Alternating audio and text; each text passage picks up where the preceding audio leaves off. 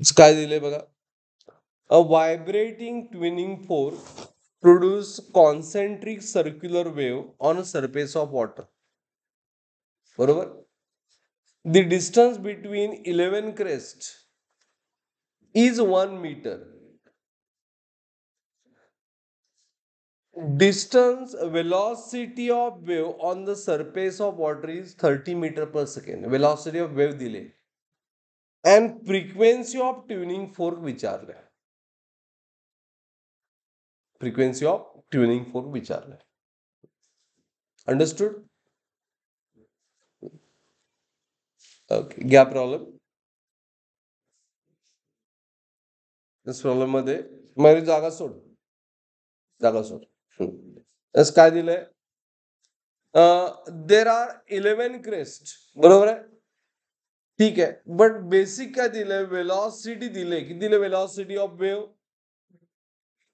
30 metre per second.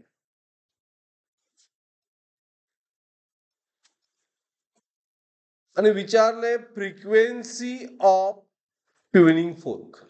बरोबर आहे. Got it. मग फॉर्म्युला कुठला यूज करणार Mayuresh. V is equal to n lambda. Distance. ऐका ऐका झालं ना. एवढं सोपं नाही आहे. Okay.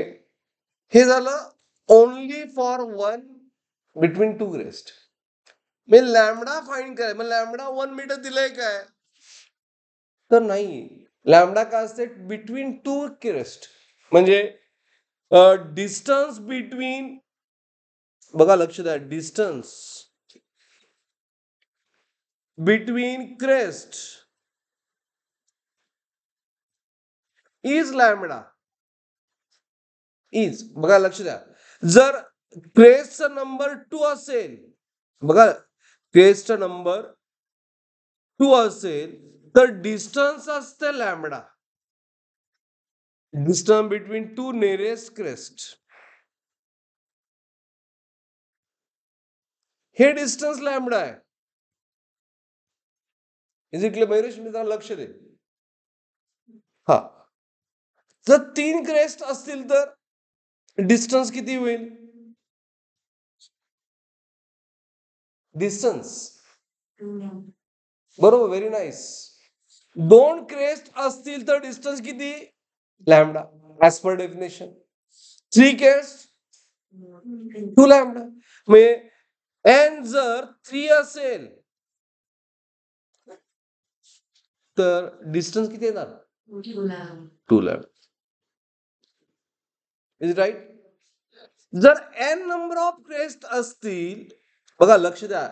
N number of crest असतील तर डिस्टन्स मी एक्स म्हणतो. एक्स किती येईल. आता एन 2 असेल तर 1 लॅम्बडा आहे ना. ओके. 3 असेल तर 2 आहे. म्हणजे 1 न कमी ना. म्हणजे N minus 1 lambda. Right.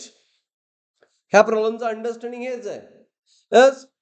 Lambda is equal to much distance upon N minus 1. X म्हणजे डिस्टन्स बिटवीन क्रेस्ट. एन म्हणजे नंबर ऑफ क्रेस्ट. आता डिस्टन्स बिटवीन क्रेस्ट किती आहे.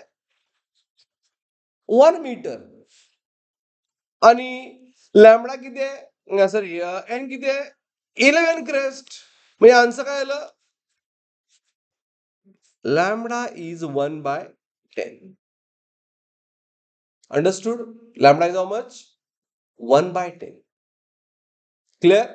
इथपर्यंत घ्या पहिल्यांदा. न्यूमेरिकल मध्ये हा फॉर्म्युला इम्पॉर्टंट आहे. Lambda X upon N minus 1. X म्हणजे काय मयुरेश.